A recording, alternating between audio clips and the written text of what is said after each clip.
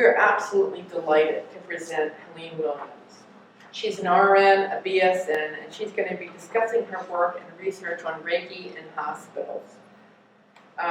Helene has practiced Reiki at Lancaster General Hospital since 2007. Her background in nursing includes oncology, hospice, orthopedics, integrative medicine. Her nursing role includes providing Reiki for patients who've had total joint replacements, and she can attest to the many benefits that provides, including promoting relaxation, relieving anxiety, and easing pain.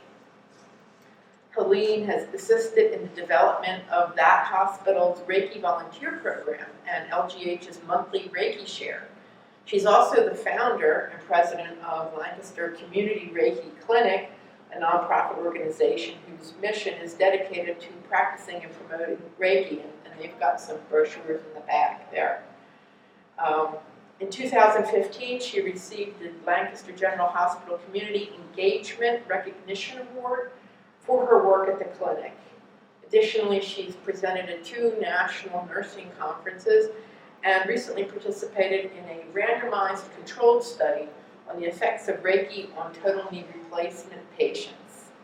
Helene received her BSN at Pennsylvania College of Health Sciences, is a member of the Sigma Theta Tau International Honor Society of Nurses, Pennsylvania State Association, and the American Holistic Nurses Association. Please welcome Helene Williams.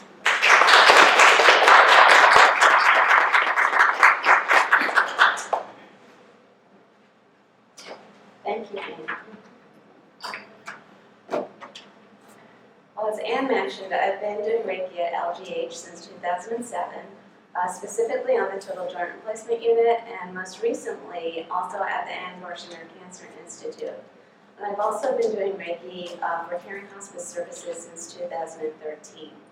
So I feel very fortunate to have learned Reiki, to be on this path, and I'm really excited to share this information with you this evening. So sometimes people want to know how I got to be able to do Reiki at LGH, because it's not that easy all the time to get your foot in the door if you're a practitioner from outside. So I was lucky enough to be working there. And the first year that I worked there, I had a really forward-thinking progressive manager by the name of Cindy Stauffer. I don't know if any of you know her. But she had taken a Reiki class right after I started. And she was so excited about it that she wanted to train the nurses on the unit. So she brought a Reiki master in for those of us who were interested. And so within 6 months after being hired there, I learned how to do Reiki. And for me, it was very new. I had never heard about energy work. For those of you who are nurses, do you remember that crazy nursing diagnosis of disturbed energy field? Did anybody ever explain what that was? Like, nobody explained it to me, but I always was going back to that, going like, what does that mean? So finally, all the pieces of that puzzle came together after I took the Reiki class. And then from there, I started to use it on myself, my family, my friends. And then one day, I had a knee replacement patient come up from surgery, and he was in excruciating pain. And we gave him everything we could, morphine, oxycodone, the whole shebang. And so I thought, what else can I do? So I was like, oh, yeah, I have that Reiki thing. Maybe I'll try that. So I stepped way out of my comfort zone, and I asked the patient if I could do Reiki for him, and he said, I don't care what you do, just get rid of the pain. And within 10 minutes, he was asleep. And he also went home the next day after surgery, which at that time was very unusual. It happens a lot now, but then it is not a common thing. So after that, it was kind of progressed from that state, and kind of the rest is history. So that's kind of my journey with Reiki at LGH. As far as going into the cancer center, again, these are things that are just like progressing in my journey. Kay Buchanan and I have taught Reiki together at Pennsylvania College of Health Sciences as well. So that's Kay. Who doesn't know? So just to get an idea for me, how many people here tonight already know Reiki? So, how many of you practice in a healthcare setting? Oh, good. Awesome. Very good. And how many came tonight just to learn about Reiki? Good.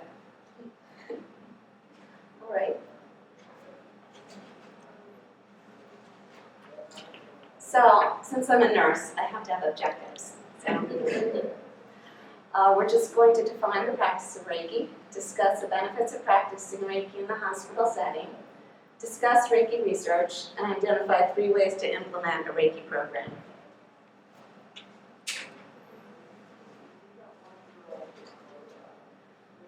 So, as we all probably know, there is a growing demand for holistic modalities in hospital settings, and not just hospitals, but all healthcare settings. And why is that? It's because more and more people are reaching out for those things. People are using complementary modalities like Reiki and acupuncture. Even chiropractic care is now being covered by insurance at some places. So people want these things. And so the hospital almost has to bring them in. It's a no-brainer because now patient satisfaction scores are part of reimbursement. So we have to keep our patients happy. We have to give them things that they're looking for. So it's interesting that there's half of the people in the United States use some kind of complementary modality. So it's something that we need to do in order to keep our patients happy. So there's a wide variety of settings. It's not just hospitals. It's nursing homes, it's hospices, it's rehab centers, it's schools. Teddy does a little bit of Reiki out at school. There's lots of places that are bringing Reiki in, not only just to keep people happy, but for their benefits, which we'll talk about later. Just within Pennsylvania alone, there's 259 hospitals, and out of those 259 hospitals, 50 offer Reiki services. I was really surprised to learn that, so I think it's really growing, and it's very exciting to see it happen.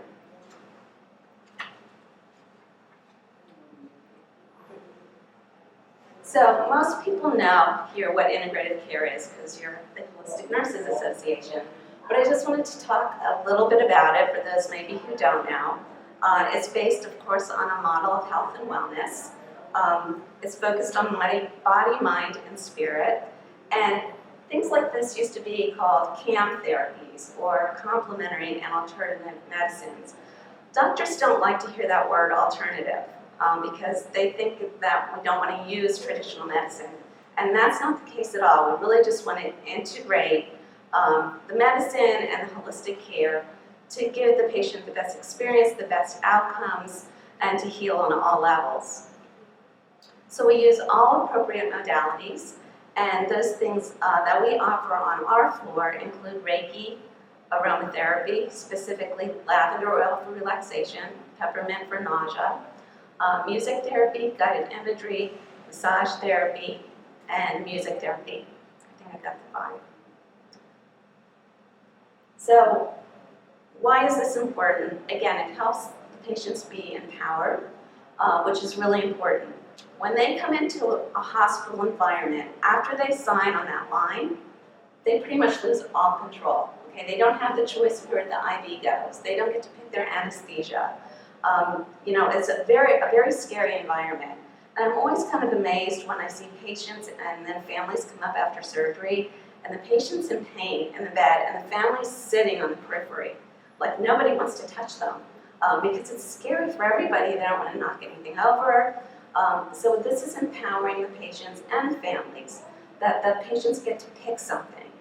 They get to pick their food sometimes, but maybe not. And so this is something that they can choose from, that they can actually say, yes, I'd like aromatherapy, yes, I'd like Reiki, and it's a choice. So it's very important to give them that sense of control.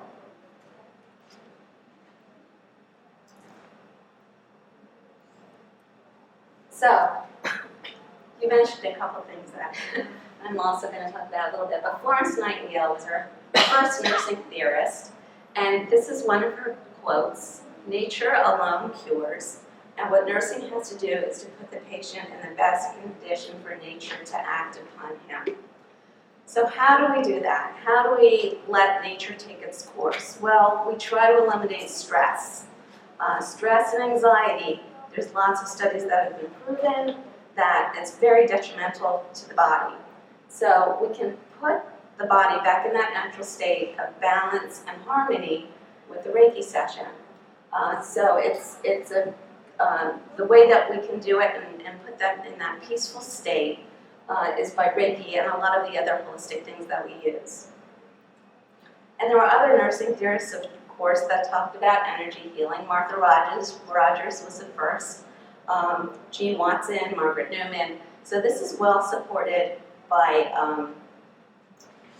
nursing theorists.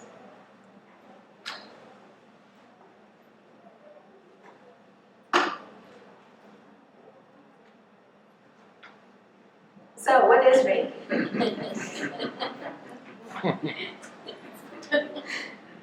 It was the only cartoon I could find on Reiki. I like it. And it's a good one. So this is not Reiki. So it's interesting kind of what people think when they come in, even though they get a brief descriptor of what it is, they still aren't sure. So this is definitely not what we're offering, but I will tell you what we are. We're going to talk about the definition of Reiki so we can clearly define it, because there's a lot of different definitions out there for it. It's pronounced Reiki. Sometimes patients say to me, I'm ready for that Reiki treatment. So I tell them it's Reiki. It's like the rays of the sun and the keys to healing. So it's a good way to remember how to pronounce it. So if we look at the, I'm just going to walk for a minute. This.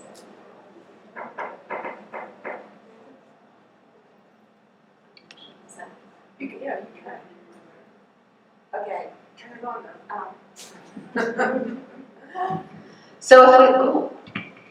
So if we look at the top part of the kanji here, or the Japanese writing, if you can see the very top here, that means rain coming down from the heavens. And in Japan, everything that comes from the heavens is very spiritual. These three boxes are the body, mind, and spirit of the people. So this means spiritual, or the life force, and that's the top part. The bottom part, down here, represents a bowl of steaming rice, which represents energy in Japan. So we have this spiritual or life force energy.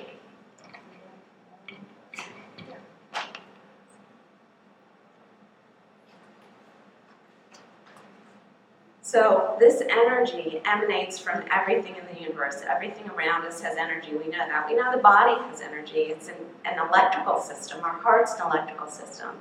This has energy. This has energy. This has energy. So everything around us has this beautiful, loving, universal energy. So there's a simple definition for Reiki. That's a Japanese system that assists in balancing and harmonizing the subtle energy systems of the body. And the National Institute of Health also has a really good definition. I was really surprised.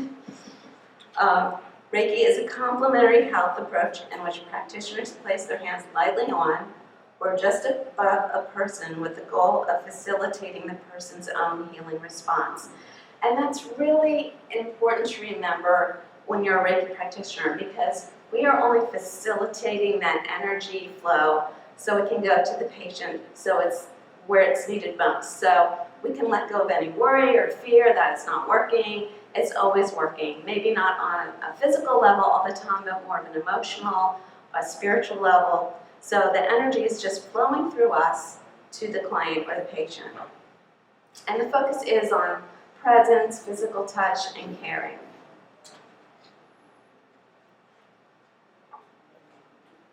So how does it work? Well, that's a good question. And do we know exactly? No. The other day, I had to have my first DEXA scan because that's how old I am.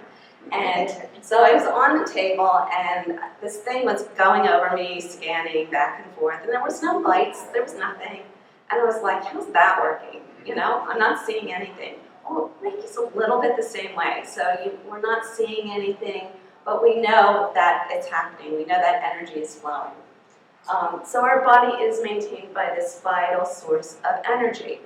And when it's able to flow freely with balance, that's when our health and well-being is going to be at the optimal level. So anything like stress or worry or anxiety is going to throw that balance off a little bit. My teacher, Franz Stina, when he teaches, he has a little weeble wobble. And he uses that as a demonstration of when, you get off balance, you push the weeble wobble and it kind of goes like this. And with Reiki, the weeble wobble pops back up again. So that's kind of how it works. So it's keeping balance and harmony in the body. The relaxation response is thought to be stimulated with this flow of energy. And we know that when that relaxation response is triggered, the heart rate goes down, the blood pressure goes down, and there's a boost to the immune system. So it encourages healing on all levels, body, mind, and spirit.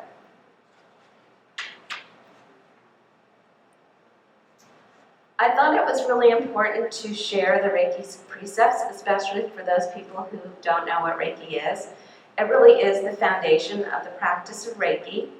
The precepts were written by the founder, Mikao Usui, back in the 1920s. And they're very simple. For today only, do not anger, do not worry, be humble, be honest in your work, and be compassionate to yourself and others. And really, they're listed in that specific order for a reason, because if we're able to let go of anger, we're not going to be as worried. We're going to be more humble. We're going to be able to be more honest in our work, not only in our daily lives, but also as Reiki practitioners. And we're going to be compassionate first to ourselves and then others, because self-compassion, it has to start here, so we can spread that more easily to other people. Some misconceptions about Reiki. Some people think it's a religion. It's not. Mikao Usui was Buddhist, but he also studied many other religions, and it was his intention that Reiki be used by all people. It has nothing to do with religion. It's about the loving energy of the universe and sharing that. It's not a cult. There's no leader. There's no dogma that you need to believe. The precepts, I don't know. That's pretty easy to understand. It's not invasive. Some people think that Reiki practitioners pull things out. They don't. They just let the energy flow. And it's not dangerous. I like to share a couple of my stories with Reiki in the hospital, so you can kind of know some of the things you can come up against sometimes when you're presenting Reiki to patients. So I went into the patient's room one time, and we have a list of the things we offer. And the wife was sitting in a chair, the husband was the patient. And so I went in and I said, would you like any of the things we offer, the aromatherapy, the Reiki, the music? And she looked at it and she said, we want everything except that Reiki thing. And I said, oh, okay, can you tell me why? And she said, because we had a really bad experience with that. And I said, could you share that experience with me? And she said, well, my mom was at hospice, and this woman came in and didn't ask to do Reiki for my mom, and was kind of doing very dramatic things with her hands over my mom at the end of life. And it was very scary for them. And so I thought, wow, okay, now what do I do? But I decided that this was a great opportunity to re-educate her. Not to say, okay, and leave, but to say, okay, this is a re-education opportunity. So I explained what Reiki was to her, and after she had a thorough explanation, she was like, sure, go ahead and do it. So I think when we run up against these things, sometimes it's difficult to not be like, I don't know what to say, what should I do? It's just to take a breath and then really give a thorough explanation of what Reiki really is.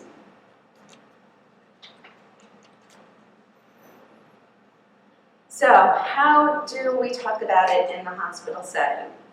Well, first of all, we really need to educate the staff if we're doing Reiki in the hospital, because they're going to be our champions. They're going to be the ones that say, yeah, this really works. So short educational models at staff meetings for nursing or any staff members. It doesn't have to be just nurses, because anybody can learn Reiki. So handouts, educational modules. Also, I think I have another story to share about the education piece. When we first started doing Reiki at the cancer center, one of the nurses knew a little bit about Reiki, but she hadn't come to the education piece that we had done, which we had done a few weeks earlier, and we did Reiki for the staff who wanted to try it. This particular nurse wasn't there, and So I walked by the rooms and I heard her saying to the patient, would you like to try Reiki? And he said, well, what is it? And she said, I don't know, it's kind of this crazy thing where they wave their hands around and then you feel better. So it is really important to educate staff because they're going to be the ones that tell your patients how great this is and how much it helps them relax.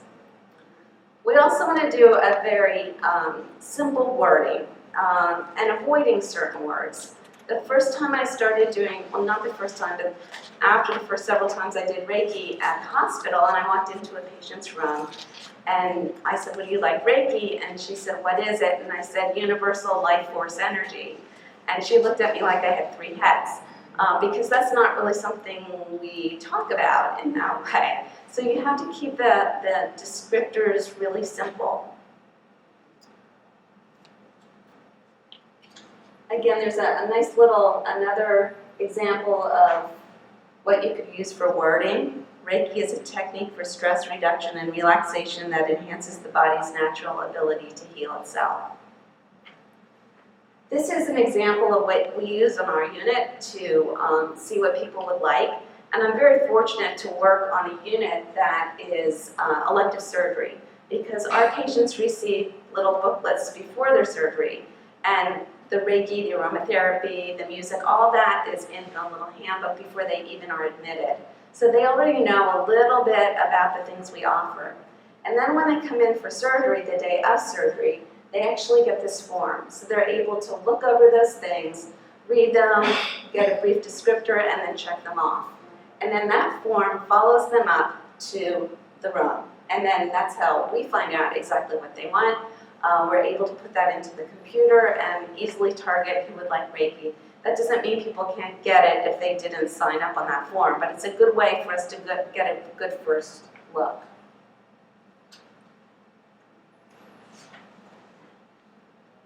So, how is it performed in a clinical setting? Well, we get verbal consent from the patient always. If the patient can't give verbal consent, then we ask the family. No physician order is required. However, I am really happy to say that our orthopedic surgeons have included it on their order sets so that each patient is offered Reiki, aromatherapy, music, massage, and guided imagery. And that took many years, but physicians are now saying, yeah, let's do this, and it's on the order set. Simple scripted explanation, like I said before. And we do use structured hand positions. Could I demonstrate on the okay? Sure. Okay. And I'll show you, they're very simple. So say Kay was standing next to me, which she'd probably be sitting or in a wheelchair. But if she was sitting in a wheelchair, it would look like this.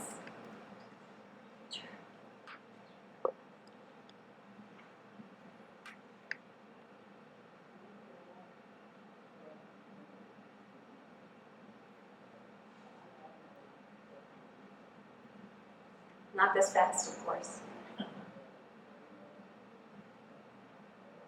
And then for those practitioners that can get on their knees, we put a little back blanket down and then we do the knees and the feet as well. So it's very simple. And we know as practitioners that the energy goes exactly where it's needed. So it's not, we don't need to direct it, we don't have to put our hands in certain positions, but we do like to have it look all the same.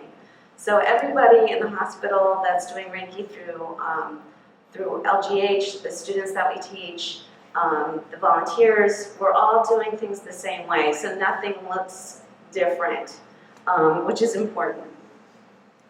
So Reiki is great because it can be done it is done typically with gentle touch, and that's how I always like to do it if patients are okay with that, because I think as nurses we've come so far away from touching people. We're behind these giant computer screens. I can't even see over mine. So I leave that in a hallway. I put a do not disturb sign on the door, Reiki session in progress. I dim the lights, and then I talk to the patient and I say, are you okay with gentle touch? If they are, that's how we proceed. If they're not, we do the whole session completely hands off. And then I say, you know, this is where I'm going to be touching. If anything's uncomfortable at any time, please let me know. So that they are in total control of the session. There's no surprises because they have their eyes closed. And usually within at least 5 minutes, I'd say 90% of the patients are asleep and snoring. They don't always remember that. Because I always say, oh, it looks like you're in this really nice space. You had this little gentle snoring going on, and they're like, oh no, I wasn't asleep. But in any case, it's very helpful for them to relax.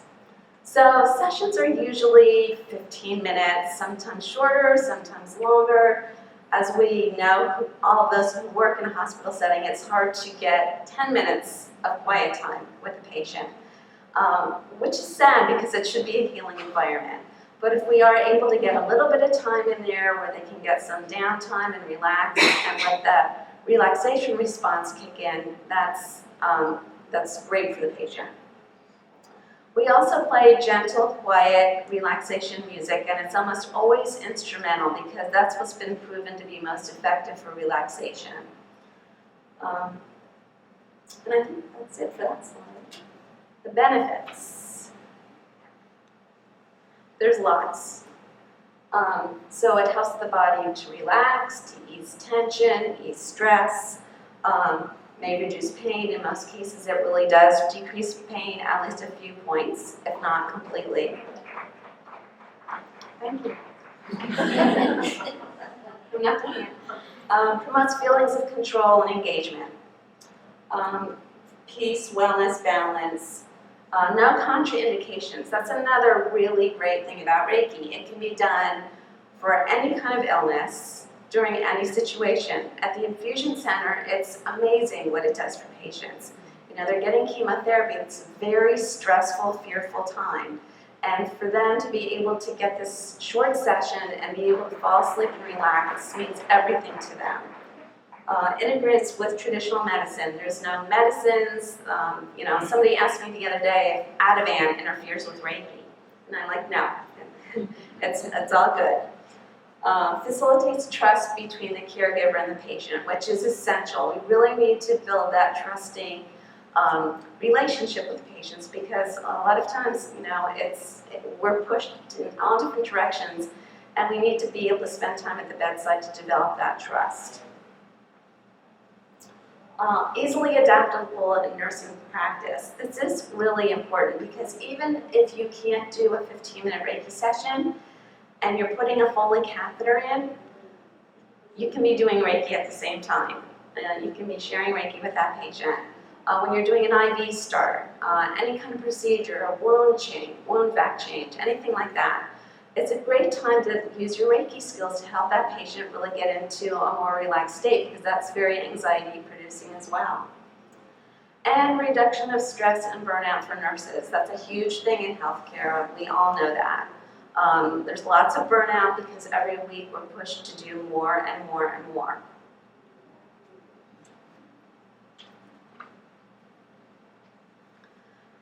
Connection with the patient. This patient her name was Mary, and she had come up post-operatively from knee replacement surgery. They're not all painful, I know that's what I've been using so far, but she had excruciating knee pain, back pain, back spasms, and a migraine when she came up after surgery. And she was crying. And so I went in, I took the music, I did Reiki for her, I used the guided imagery. Before I forget, Kay Buchanan has done a great guided imagery audio CD. So if anyone's ever interested in that, let Kay know. Anyway, just thought of that. So yeah, we spent like 20 minutes and her pain was completely relieved. And she was so happy that Nursing Spectrum did a little story about her story and how the Reiki and everything else that we use with integrated modalities helped her. And there's a little See Me as a Person. LGH has this program called See Me as a Person. And it's a program that they do to help employees increase patient satisfaction. And I love this quote. It's when you are attuned to your patient, the patient experiences that you are truly present, and he or she feels emotionally safe. Just more of what we've been talking about.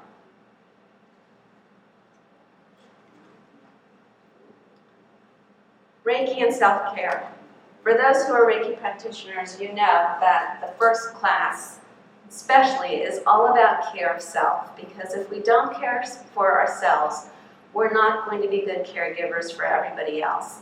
So Reiki and nurses just go together because we are stressed. It's a great tool to have. Daily self-Reiki practice, daily self-meditation practice as well, just to take care of yourself, to avoid that burnout, and to be able to care for your coworkers as well, just not for yourself. When you're doing self-Reiki, you're more compassionate for your coworkers, your family, your friends, and your patients. And again, that just helps to reduce reduce stress and create balance. A lot of times people ask me, Helene, aren't you really tired after doing Reiki all day at LGH? And the thing is, when you are giving Reiki, you are also getting Reiki. So it should not be depleting as long as you're doing your self-Reiki practice, your meditations, staying well grounded as a practitioner. You shouldn't be tired. My mom's over there, and she can probably tell you I'm up till late every night, right? So I'm pretty energized when I get home and after dinner and I start working on things. And that's because this is a process where you're getting the energy as well. This isn't everybody's favorite topic, but it's really important. Can you, oh, sure.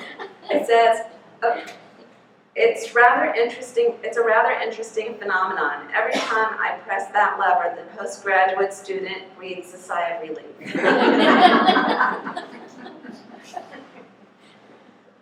I was looking for something light to put in here, and I thought this cartoon was funny, and then I remembered that the first significant research study done about Reiki was done on lab rats.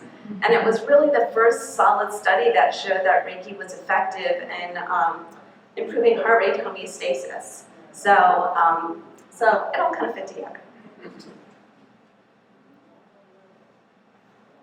So we do need to use Reiki research, because to bring it into healthcare, you have to have evidence-based research. You know that everything that we use there has to have research behind it.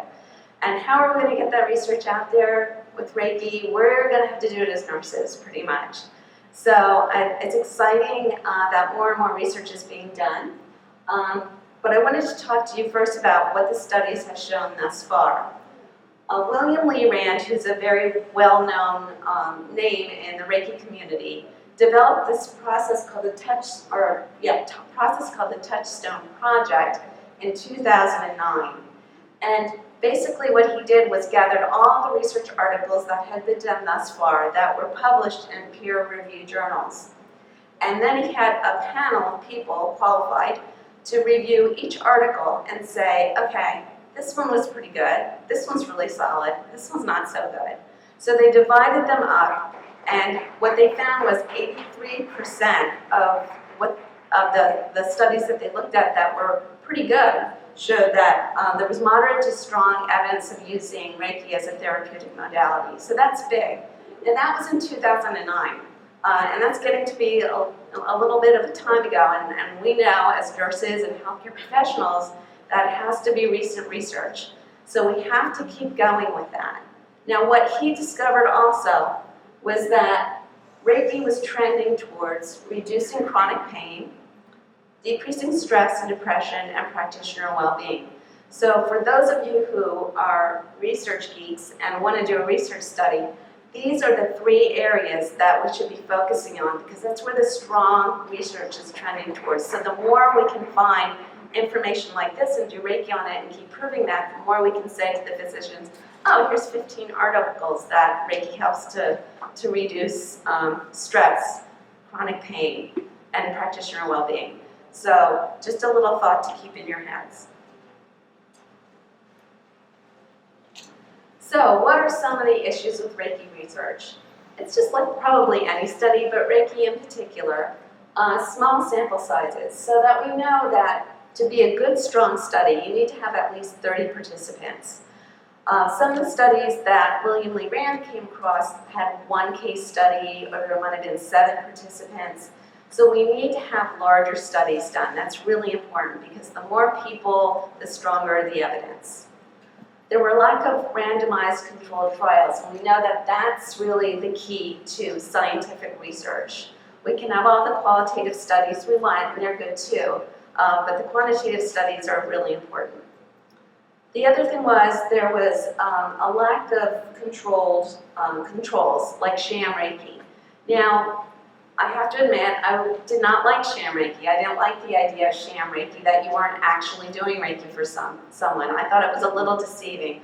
Well, after I finished my research class in my BSN program, I realized how important that is. So it's a learning process. Blinding of patients is always important. So if there is a sham session, they shouldn't know if they're getting the real Reiki or the sham Reiki. Controlled setting. Very, very difficult to do in a hospital setting.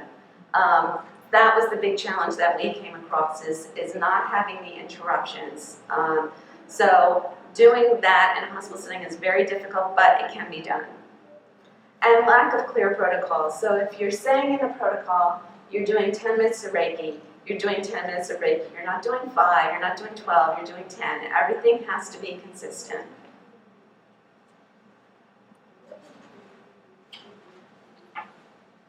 So this is the study that we did on our unit, the total joint replacement unit. We picked the post-operative day 1 knee replacement patient because more and more patients were starting to go home on post-op day 2. So we needed to get them in, do the study, and be able to still see them for their afternoon PT session, physical therapy. So we did have a randomized controlled design. We had everything approved for the IRB, so it's a process.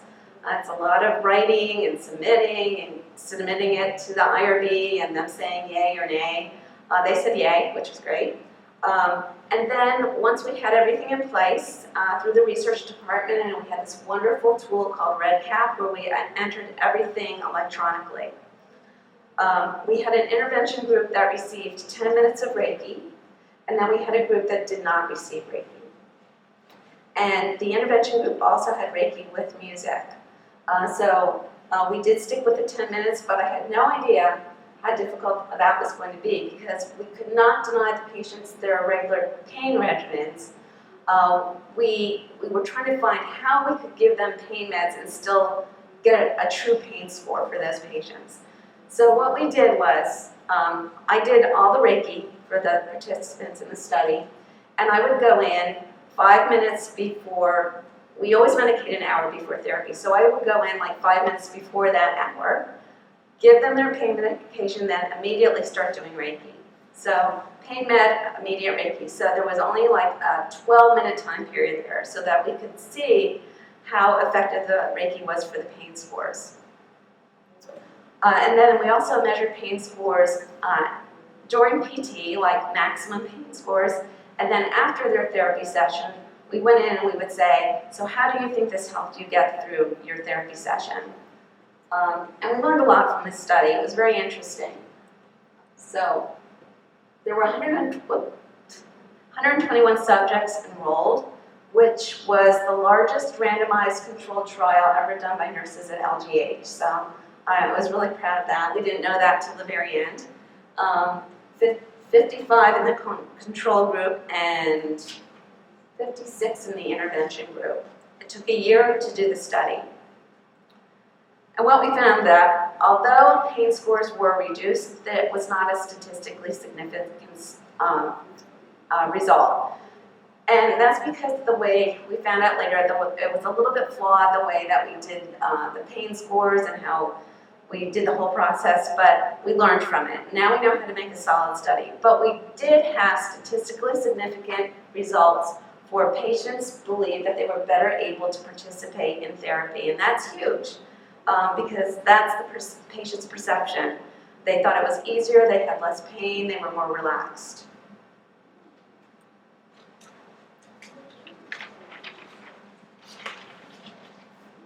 So how can we advance Reiki in the hospital setting? Well, we can get more nurses trained as Reiki practitioners. I'm going to tell you about one hospital later that I think they have like 350 employees trained to do Reiki. How is that going to help us? It's going to help our patients, it's going to help the nurses, that's going to help the doctors. Everybody's going to be in a better space if we're able to train more nurses to do Reiki. Not just nurses, all staff within the hospitals should be trained. The importance of a structured program.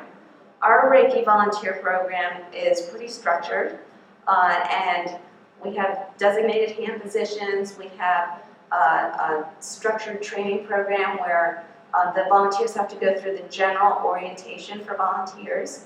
Then after that, they come to our floor. We do the orientation of how we do Reiki on the floor. And then I mentor them. They watch me for 10 sessions. I watch them for 10 sessions. Then we do Reiki together for the patient. And so we don't allow the volunteer to go alone on her own until he or she feels like really confident and secure that they can do it. Because if they're not nurses, it can be a pretty scary environment. I've had some volunteers that came in that it didn't work out well because they were really scared by the IVs, and if the call bells are going off, it was a little nerve-wracking. So you have to be comfortable in that kind of setting to volunteer. The other thing that we can do is Reiki shares, and we have a Reiki share at LGH, which is on the second Monday of every month. It's held at the AHNA Cancer Institute in the meditation room, which is a very peaceful space. There's floor-to-ceiling windows, and it overlooks the garden and the pond. And what we do is we get together at those shares, specifically employees of LGH who are Reiki practitioners, and our volunteers, and sometimes some other people might sneak in, which is okay. And what we do is we talk about Reiki. Are there any challenges that we faced in the healthcare setting of doing Reiki or offering it, or things that came up? And then we do a meditation, and then we do Reiki for each other. So it's a really good place to talk with like-minded people and talk about the struggles and joys of a hospital Reiki practice. The other thing is a physician champion would be amazing. I wish that we had one, we don't. But we do have the support of our orthopedic surgeons, otherwise they wouldn't have it on their order sets. But having a physician champion for integrative healthcare is huge. Now that LGH is with Penn, we're hoping at some point that we have an integrative care department and we will have a physician champion. The other thing that I always tell patients is, if you like this Reiki session, please talk to your doctor about it. You know, when you have your follow-up appointment or tomorrow morning when he rounds, please tell him how much you enjoyed it, how much it helped you relax. Because the more the physicians hear that this is helpful, the more they're going to say, okay, this stuff really works. And we really do have buy-in from the internal medicine doctors, the PAs, the nurse practitioners, all those people that come to our floor. The other thing about our Reiki volunteer program is that it was started in 2014, and so far those volunteers have seen over 240 patients.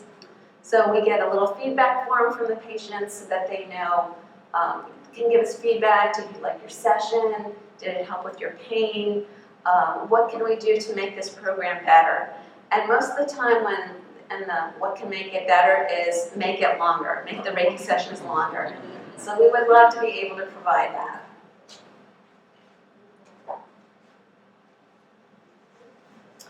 So how do you start a program? Contact other facilities that offer Reiki. That's what we did. We searched all over, not only for the Reiki program, but for the aromatherapy. We found hospitals that offered aromatherapy, and then we investigated their programs, we interviewed their people, and then we got their ideas, and we had their permission to use some of their pieces of their programs, which is essential because you want to be able to go out there strong with a really strong program, get good information from people, programs that are successful. So you want to contact other facilities. Then you can write a written proposal to administration or the volunteer department. Write a proposal. Offer them a Reiki session as you're doing the proposal. Make that part of the proposal. You want to offer it to them so that they can experience it, because Reiki is so very experiential, and sometimes it's hard to describe to people. Champion yourself. So Be confident, be secure, be persistent. That's probably the biggest key, I would say. Be persistent, because there's lots of fires to put out in a hospital environment. A lot of times these things get moved to the bottom of the pile. But just be persistent. It's not because they've forgotten about you, it's just that there's other things that come up. So don't be afraid to contact the volunteer department or email the administrator. And the other thing is, if you know somebody, use that. You know, people always say, oh, I know this person, but I don't really want to talk to them about it. Don't be afraid to do that. Step outside of your comfort zone and just go ahead and try it. Also know the facts. Have the research behind you, have the research with you, and references so that you could show them that this is evidence-based research and this really works. So this is a little quote from Portsmouth Hospital, and it says, the focus of offering Reiki in our hospital is to bring compassion and humanity back into the patient's experience. And that really does say it all. That's what we're doing. We are coming back to the bedside, we're being compassionate, we're being present, we are just sharing that peaceful, loving energy with the patient.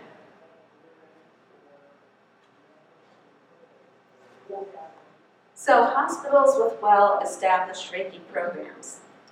Brigham and Women's Hospital, which is affiliated with Harvard, has one of the largest Reiki programs in the world. They have over 60 volunteers and have provided 35,000 sessions of Reiki. That's huge. The other thing that they offer at their hospital is a Reiki practicum certificate for their volunteers. So if their volunteers have 100 hours of service in doing Reiki, they agree to a once-a-week commitment for 2 hours, once a week. They are awarded a certificate. So it's a certificate that they could take to other healthcare institutions and say, look, I have this certificate. I'm qualified to do Reiki as a volunteer in the hospital setting. University Hospitals Case Medical Center. All of their practitioners are employees. I mentioned that earlier. They're actually 450 practitioners that they've trained in their hospital. Mayo Clinic, Penn Medicine. Penn Medicine has a huge Reiki volunteer program that they've been doing for many years. They work with the Reiki school in Philadelphia, and they use all of the students from the Reiki school to come into the Abramson Cancer Center to do Reiki for their patients. And we're hoping to mirror that at LGH the same way at our cancer center. The Mayo Clinic, Yale New Haven, so there's lots, that I couldn't include them all. There's a long list of major hospitals that use Reiki in the hospital setting.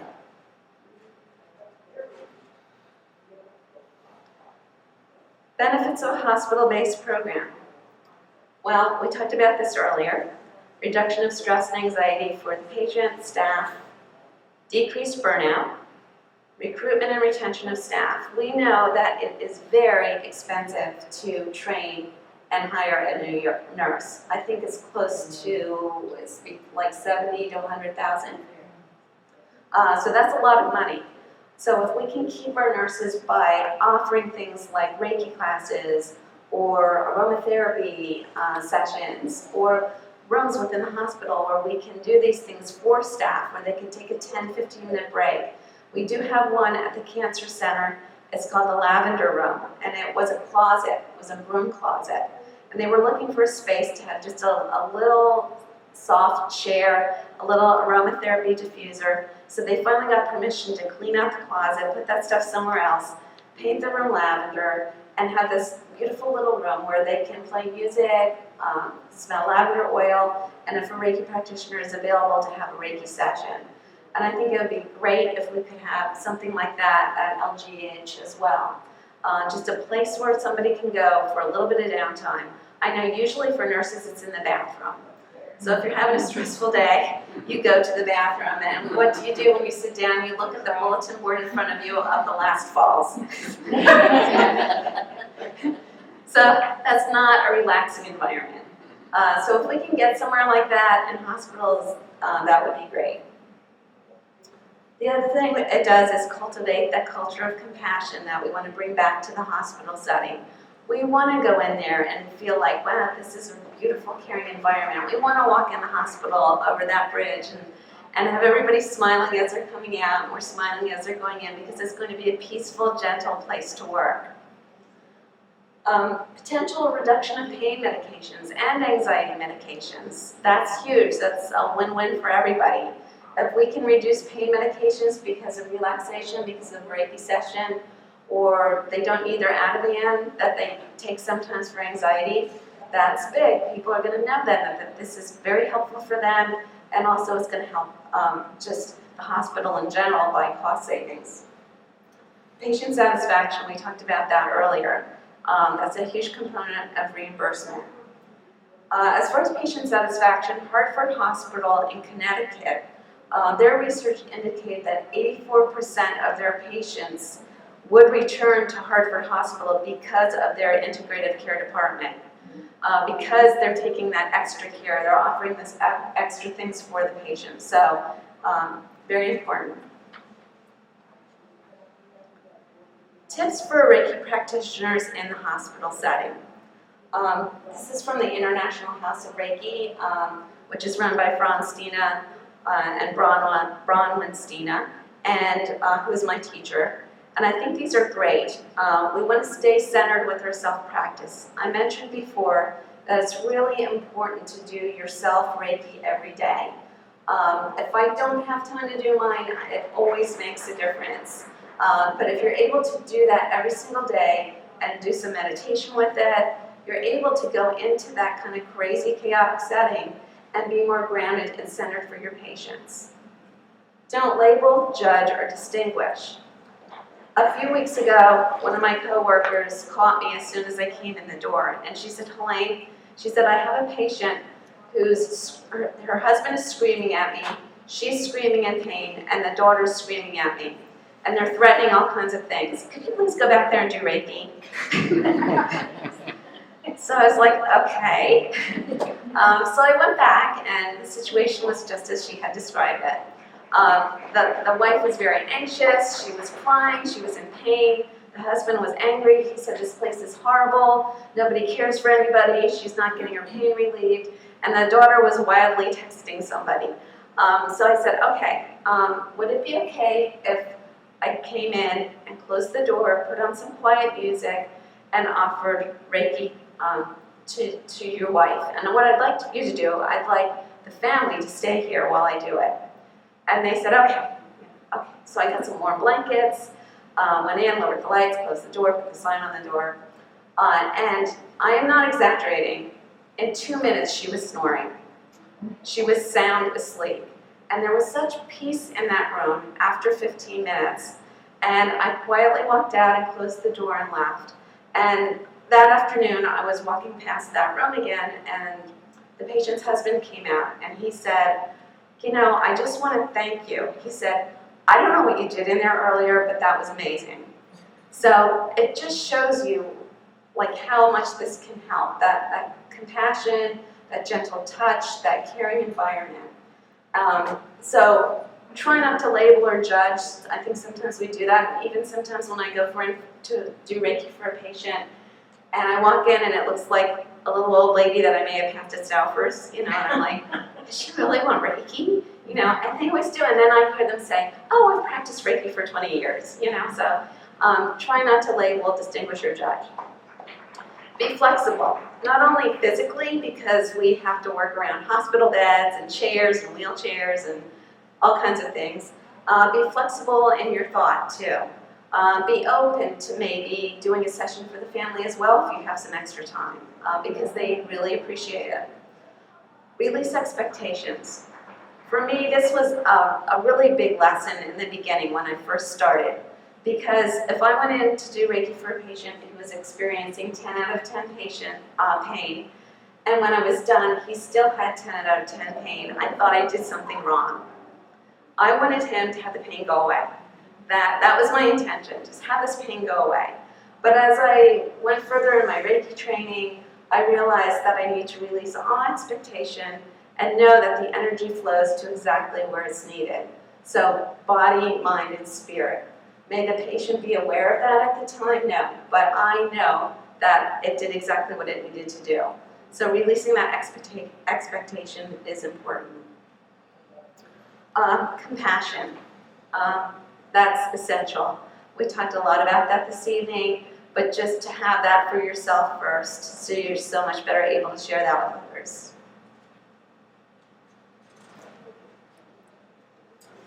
So, what do the patients think? Like I said, we hand out surveys, and I'll read some of these to you, and I just picked a few out randomly, but this is the kind of thing we get back on a daily basis. Provided a getaway from the stress of surgery. Very relaxing and took away the burning pain. The Reiki session provided a sense of soothing and peacefulness. I enjoyed it very much. I felt a complete sense of relaxation and peace. No pain or disturbance was entering my body.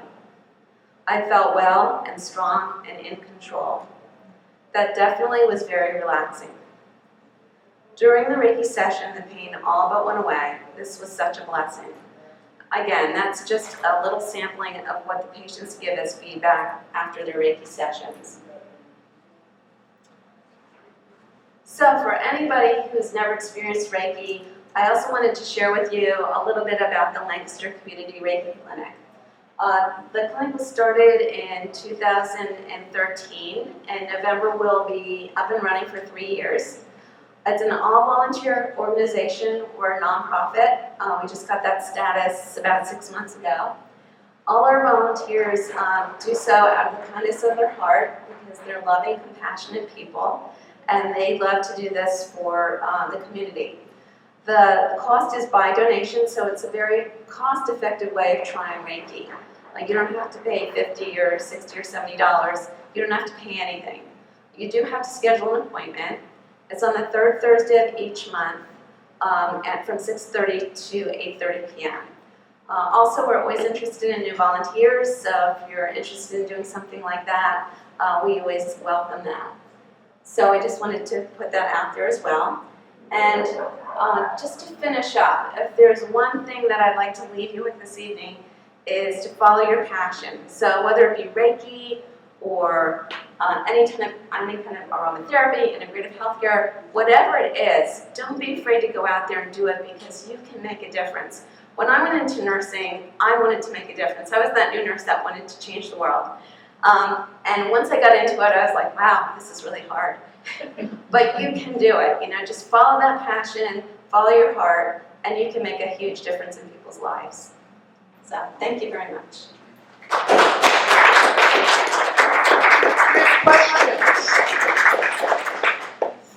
I'm a nurse. I'm also a Reiki practitioner. And I know how hard it is for nurses to find time to even go to the bathroom. I know. So how do you fit this into a day? Well, I'm really lucky because I work on a 42-bed joint replacement unit, and so I do Reiki and the integrated modalities, and I float. So that's how I get to fit it into my day. Some days I still don't get to do it because it's so busy, and I understand exactly what you're saying. But I think that, hopefully we're going to see a change, that we're able to. The expectation is that we're going to have to do these things for patients because they want them. And even if somebody can cover you for 5 minutes or 10 minutes, I know it's really hard. It's a really stressful environment. But my hope is that we're going to be provided some extra time to do these things at some point in time. I might not see it in my career, but even if you do Reiki for yourself every day and you're able to share it with a patient, like when you're doing a procedure, or I don't know what department you work in, or what your specialty is, but I think if you can just share 5 minutes as you're pushing a mat, just do that for a patient. It really makes a huge difference. I know it sounds like 5 minutes is not a lot, but like I said, most people fall asleep in 2. So it's a good question. It's a struggle. I understand. Are they looking to, at LGH, to expand to other departments, and are they finding or trying to find ways to get reimbursed? I think that's always the challenge, and that's why the volunteer is a good thing, because it doesn't really cost them anything except to train initially the volunteer. Reimbursement is difficult. I have a contract with Caring Hospice, and somehow they get Reiki reimbursed.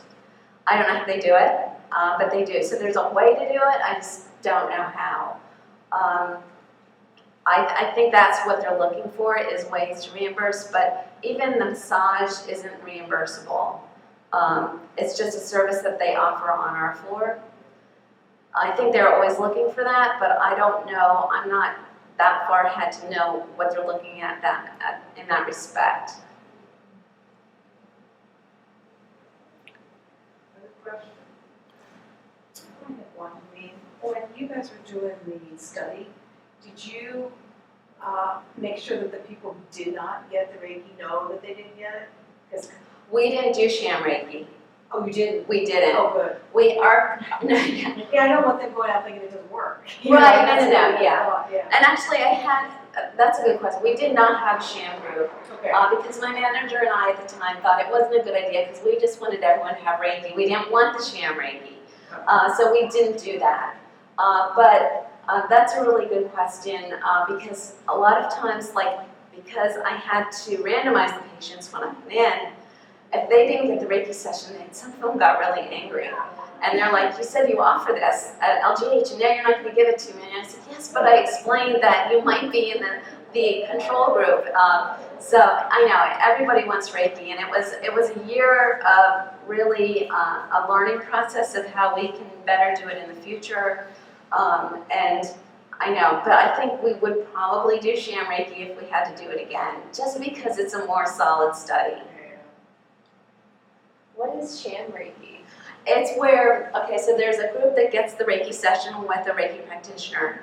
The sham Reiki is somebody gets Reiki it's not real Reiki. So it's somebody who's not trained to do Reiki and they just do the same hand placements. So then you see whether, did this actually work? Or did the sham Reiki work too? Is it just the gentle touch that facilitates the healing response, or is it actually the Reiki, the energy? I have a question. Yes.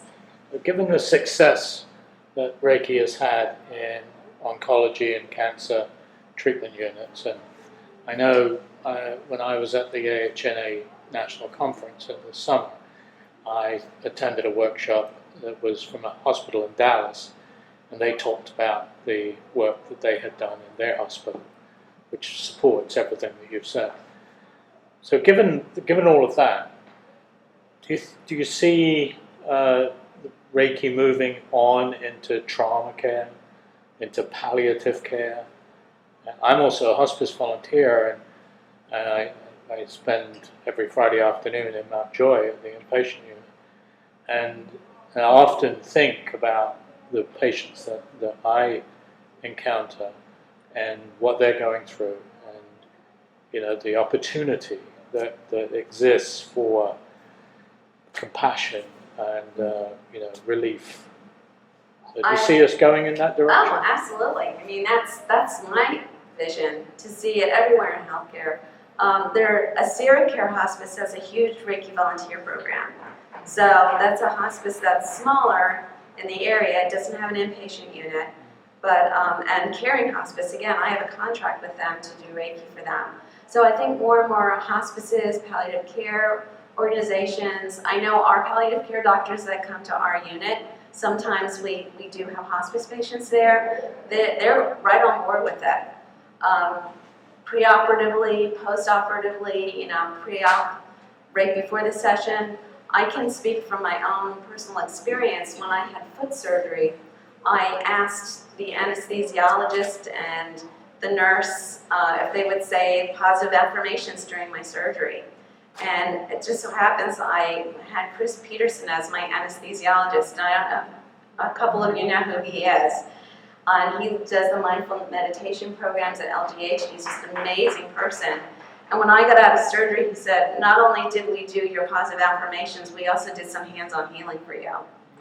So there's people out there, and I think there's a lot of little pockets of people doing different things within the organization, and we just need to get everybody together.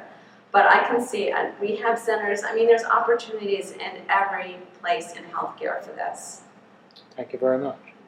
Helene, I just wanted to ask, I know you said that when you give Reiki, you get Reiki. Can you explain that a little bit more? Yes.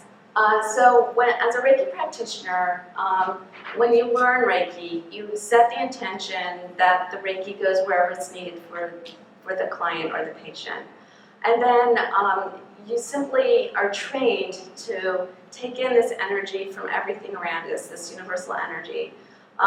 My teacher teaches it in a meditation called Joshin Koki Ho.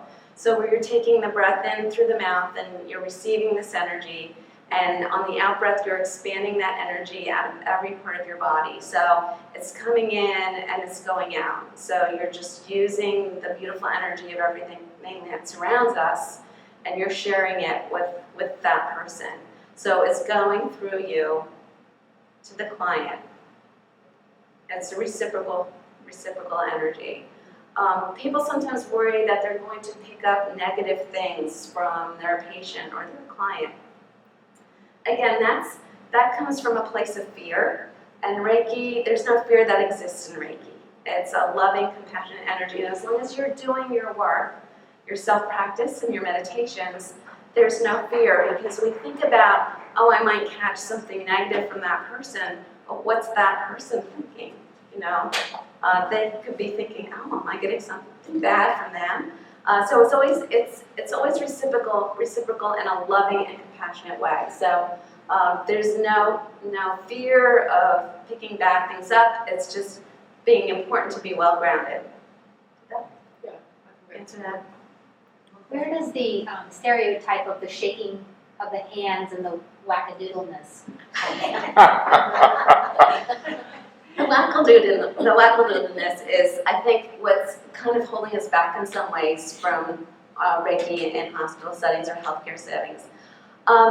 What happened was when Reiki came to the West, just like everything does, it changes. And there's actually 15 different ways that you can learn how to do Reiki. So this one went this way. So it goes from very traditional, which is what I practice, to what you described. And that's why it's so important to keep it very professional in the healthcare setting. So the volunteers are all doing it the same way. It looks very professional. And that's, because people channel different things into they get messages and they say, well, I need to be doing this and I need to be drawing 25 symbols and all this other stuff. When in fact, it was intended to be a very simple practice, very, very simple. Not all this stuff needs to go into it. We just need to come from a loving heart and share the energy. Any more questions? Well, thank you very much, Helene.